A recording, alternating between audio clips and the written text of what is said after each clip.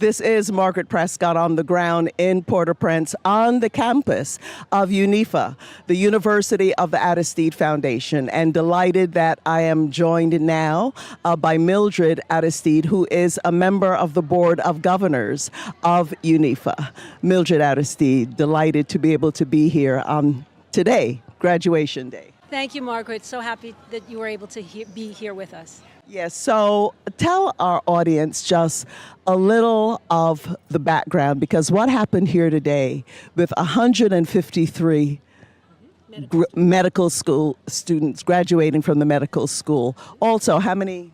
And we have 34 nurses, 19 lawyers, and 8 physical therapists. And for the physical therapy, School of Physical Therapy, this is our first graduating class. The reason I'm asking about that is that this place was closed after the U.S.-backed 2004 coup, and indeed, U.S. Marines were based here. So there was no medical school. What happened to the students who were here at the time? Okay. Well, the UNIFA officially opened in 2002. And we broke ground on the campus, this space, in 2003. We had at the time 2 classes of approximately 254 students. And as you said, when the coup happened in February 2004, we had about 250 students who were here on the campus. The international military force came and took the grounds. The students were expelled. These students were able to make their way to the foundation and ultimately were able to continue their education in Cuba, because at the time we had a cooperation with the Cuban government where Cuba was sending professors to UNIFA and to other schools here in Haiti, and so their training did continue in Cuba, and I think about 98% of them ultimately did graduate. And we have had some of those first graduates come and teach and do conferences here at UNIFA. Right, so then how long were your family, with President Aristide, in exile? So the coup happened in February, at the end of February 2004. We were immediately taken out of the country, taken to Central Africa, where we spent 3 weeks in Central Africa. Mm-hmm. From there, we were in Jamaica for 3 months, where our children were bought. We were able to be reunited with the kids in Jamaica.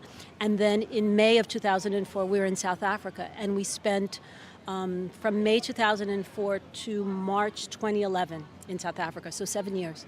And I remember actually the day you returned from South Africa. I was fortunate enough to be part of the welcoming committee, Danny Glover and others who were there. And just one moment I want to remember about that, because we were standing on the grounds of your residence with some doctors, and there weren't that many of us there.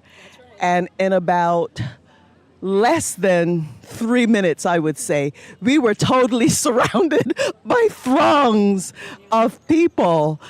Clearly, so many of them the base of President Aristide, so delighted. We could not move. It was like, I understand why Lavalas means, I think, flood, does it? Because that's what happened. It was just an amazing moment. And just one other story I want to share with our audience is that we were surrounded, and we were a little tired and thirsty and hungry. And I remember you saying to us, you know, there are so many people out there who have nothing to eat and drink right now. So we had planned to entertain you and serve you, but we just cannot. And if you're really thirsty, you can go off in a little room, because people were literally looking into the residence.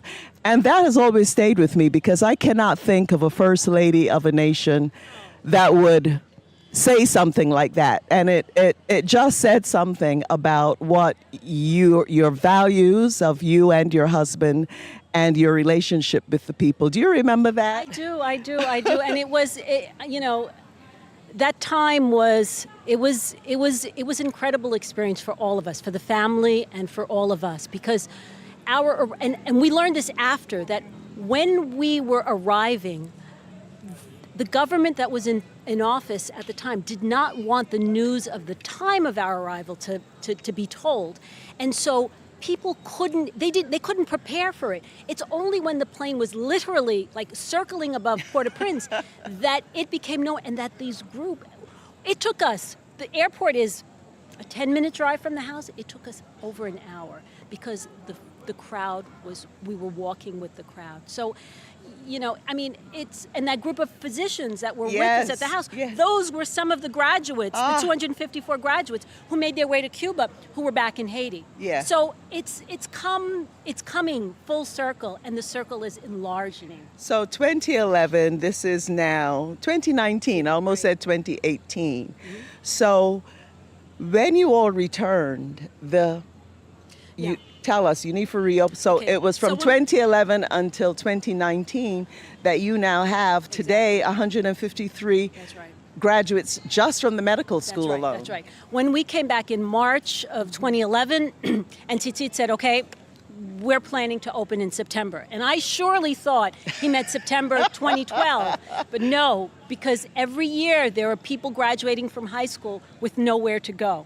So there were some Cuban professors here and there willing to return and to teach. We started that first class with 126 students, 53 men, 3 women, even Stephen. And we started with that. And every year since September 11, we've added another faculty, and we've expanded the numbers so that we are now at, as the president said, we are at 2,100 or so students all told in the different faculties. We have medicine, nursing, law, engineering, architecture, the School of Physical Therapy, and we're in front of it here, School of Administration, and what am I saying? Medicine, nursing,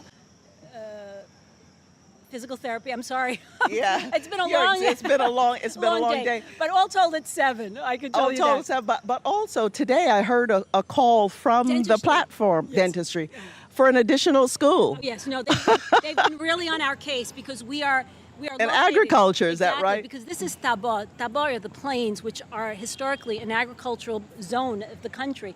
And so we have to have, and we are working on that. Trust me, we are working on that.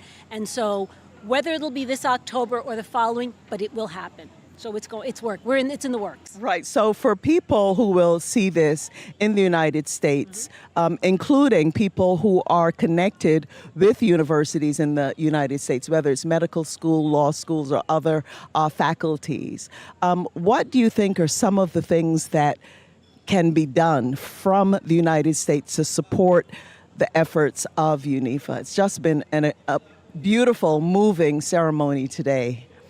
Well, one of the things that we've been doing since we started is a visiting professors program. So we've had folks from the United States, from Canada, some Cubans, and one woman from Spain also, and a guy from down under, from Australia, who did a class at the law school. So we encourage professors from abroad to come and to give us a day, a week, the amount of time necessary to do a lecture, to offer our students what perhaps something different and other than what we can provide them with our Haitian professors. So that's one of the connections that we've been able to make with a lot of universities in the state, to send professionals to come and teach. Now, language is not a barrier. It's just another issue and another learning opportunity. So we have translators who are able to translate. We've found folks who are completely fluent in French, and it's just a wonderful, nice surprise to find that amongst some American professionals. And so we can make it work. The importance is coming to share the knowledge. And we have, apart from this space, which is the campus space, where we have the school buildings, just down about half a kilometer down the road, there is a residential space. And so we have residences dedicated for our visiting professors. So we can provide housing. Students reside on campus. This year we have about 80 students who are living on campus, a lot of them from the provinces. After last year's, in 2017, the devastating floods in the South, there were a lot of students who came in that January, and we offered free housing for them. And so we have a fair number. It's not quite yet the number that we want because we have the capacity for more, but we don't have the funds yet to renovate and to repair all of the building. Because remember, in 11, when the military took over the space, they left it in quite a state. And then after the earthquake in 2010, which devastated most of the surrounding area. This area of the country was not badly hit, and the campus did not suffer damage. So there are a lot of people who came and were residing in the houses after the earthquake. Luckily, we were able to, help them transition to other housing, and so we've recouped all of that space, but there's a lot that still needs to be repaired before we could really accommodate the number of students that we could accommodate. And that's certainly something people in the United States could assist with. We know this is a very busy day for you. We've stolen some of your time. We don't want to keep you much longer on that. But two very quick things. Would you be willing to come to the United States and go to some of the campuses and talk about the work that you're doing here? Sure. I've done a little bit of that. There's a lot that keeps us here. I have to spend a lot of the time here. But absolutely. Right. California, I had a wonderful, Yeah. that's been already 5 years, but it's borne a lot of fruit. We would love for you to come. So UCLA and University of Pennsylvania and others, watch out. Just finally, what distinguishes... That's my alma mater. I went to law school. Well, there you go. And I still have some folks that I keep in touch with. Oh, very good. That's very good news. Just finally, what distinguishes the work that you all do here at UNIFA from other universities that are based here? I took note. All of the student presentations, the representatives from the different faculties were very well said. But the law student said something that struck me. As she encouraged her students to her colleagues now, her colleagues to go forward and really to do the work of as lawyers. And one of the things she said is cultivate dignity. And I thought that was so beautiful, because if you go to the auditorium there's a huge sign with a sentence on it. And in Creole, it says, Sin pas sauver dintin, dintin ab sauver kitim. And if I can translate, if you do not safeguard your dignity will leave you. And that is our motto, in the sense that we impress upon students to be in this space which is dignified, of an institution of higher learning. Our teachers deal with the students in a dignified way, and we want them to assume this dignity, to express it among themselves, with the staff, with their professors, and in their professions. And so that, I think, is what makes us different. I hope that it does, that other schools are doing it also. We have taken a very affirmative and really we emphasize the necessity for dignity, because dignity means that you should not be able to eat. You should not be living in subhuman conditions. And it's what we aspire to instill in our students, and that, we think, is the kernel of change for the country. Well, on that note, thank you so very much for spending this time with us. Mildred Aristide, thank you. Okay, thank you.